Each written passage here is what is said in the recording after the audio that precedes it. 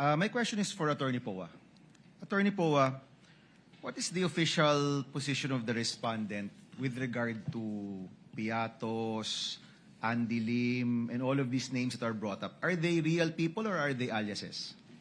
Sir, I would like to answer your question, Your Honor, but that is part of the yes, legal strategy, which you will see when we present our evidence in chief. That's Again, fine. may the That's chair, fine, may the but I understand the chair question. remind Senator Judge Bam, as far as practical, let's let the witness present their evidences and not allow the counsels to make conclusions of either fact or law, nor divulge their respective legal theories. These are not legal theories.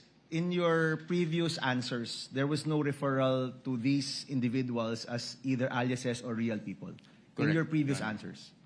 Correct, because that was precisely our legal theory then, that there was nothing to answer at that point, Your Honors. Alright. But we will definitely show you our theory once we are given the opportunity to present our evidence in chief, Your Honor. Alright, maraming salamat, Attorney Poa.